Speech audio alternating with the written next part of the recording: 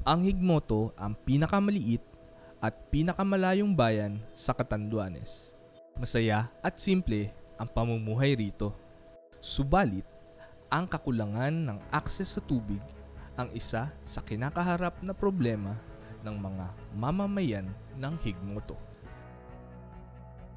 Actually, pagdating sa access, meron naman. Kailangan talagang kulang na kulang ang access ng tubig dito. Lalo pag ngayong papasok ng summer o tagtuyot, talagang pahirapan. Surface water lang kasi ang mga source ng tubig dito. Yung una, ma'am, ang kinukuha ng tubig namin, isang balon, isang bukal lang na hindi pa sigurado, pero walang filter siya. Yata tinatabo lang namin yung tabo, tapos inano sa galon o container. Pag umuulan, malabo yung namin, yung pinagkukunan namin ng tubig sa poso. Ganun din pag umuulan. Tapos wala talaga kaming, no choice kami na pumupunta rin talaga sa hospital yung iba. Kasi yung iba nadidehydrate na. Makikita nyo ma'am sa kalsada, andun. Pila yung balde,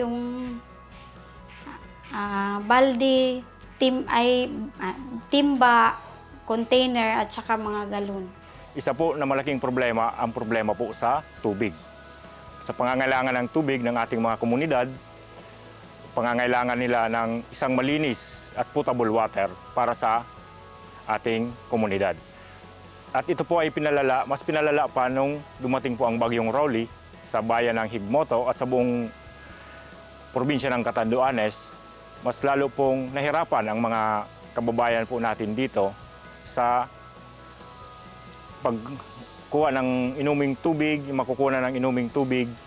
So nagkaroon po ng proyekto ang Good Neighbors International Philippines, Securing Access to Flourish Empowerment, yung Save for Water Special Project po ng WASH. Ang lahat po ng barangay ng bayan ng Higmoto, we have 9 barangays, ay magkaroon po ng proyekto, rehabilitation, improvement ng kanilang mga water system dahil po nasira siya nung nakaraang bagyo, Typhoon Rolly. Mahigit kumulang 11,000 individual ang matutulungan ng Safe for Water Project ng Good Neighbors. Sa 9 na barangay, may na-implement na po tayo na 6 na barangay. Nagkaroon na po sila ng improvement na rehabilitation ng kanilang water system. Lahat po sila nabigyan po ng malinis na tubig.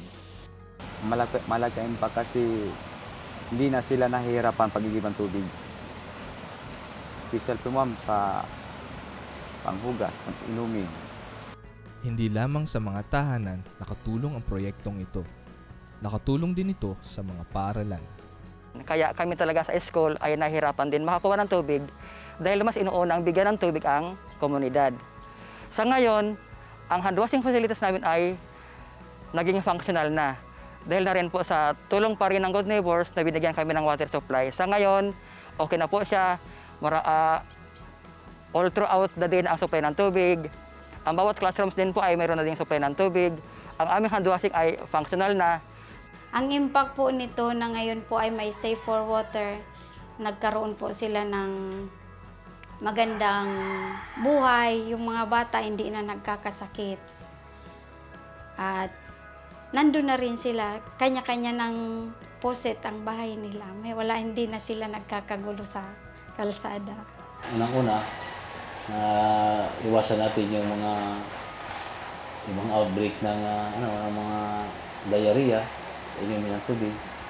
And napagaan natin yung buhay ng mga kababayan natin na wala pang access sa safe na inumin na tubig.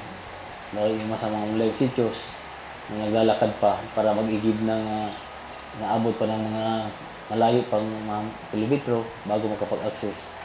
So napadali natin yung buhay nila, napagaan natin yung buhay ng mga nanay at saka ng mga kabataan din. Simple. Malaking tulong po para sa barangay at sa komunidad ang naging proyekto po ni Good Neighbors.